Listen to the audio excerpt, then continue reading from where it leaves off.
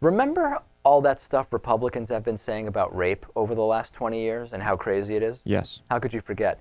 We now have a new one. Republican candidate John Koster is now referring to the rape thing. In other words, it's not even rape, it's the rape thing. Now, I want to issue a warning. This audio I'm about to play is incredibly disturbing if you believe women should have any control over their bodies. So if you fall into that category, be aware you may be disturbed by the audio we're about to play. This was John Koster asked about the devastating consequences that this no abortion, even in cases of rape, could have for people. He had a number of things to say. Let's take a listen. I wanted to know, is there any time that you would agree with abortion? I mean, when a mother's life is in danger, I'm not going to make that decision. Yeah. You know, I know they go on. Incest is so rare. I mean, it's so rare. But the rape thing. The rape. You know, I know a woman who was raped and kept her child, gave it up for adoption, and she doesn't regret it. In fact, she's a big pro-life proponent. Let's stop it there for a second and then go back to it. This is funny because we did a Republican rape compilation video on YouTube where we have the Todd Akin legitimate rape comment, we have the Ron Paul honest rape comment, we have the Murdoch God-given rape comment, and there's another comment in there, and I forget who it's from, about a guy saying, listen, I know someone who had an experience similar to rape, and they didn't have an abortion and everything's fine. And when they were pressed, well, what do you mean it was similar to rape? He said, well, someone I know had a child out of wedlock. And then he actually had to say, well, I mean, it's not exactly the same as rape.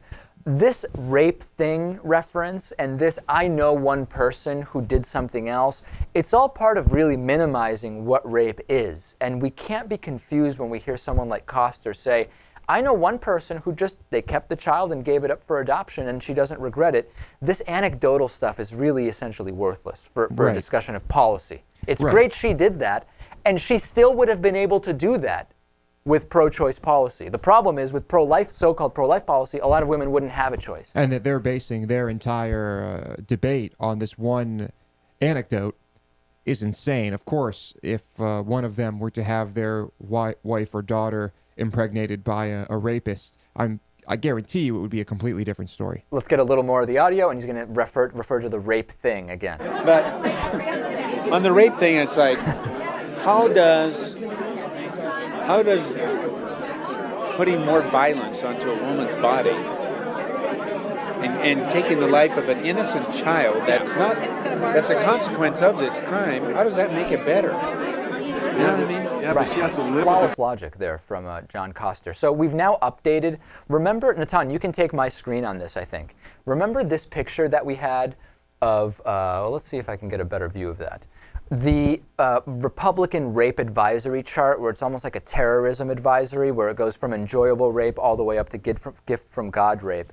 I've taken the liberty of changing the very top of it. So now it's the Republican Party rape thing advisory. I think it's more fitting, right? It's kind of the final, it's the cherry on top, so to speak. It's not really rape. It's this rape thing. It's kind of nebulous, you know. Does it exist or not? I mean, if it were a real thing, we wouldn't call it a rape thing. We would just say it's rape. There's a lot of speculation on the matter. A lot of speculation, exactly. We just don't know. It's the jury is still out on this rape thing. There's just not enough evidence. Mm-hmm.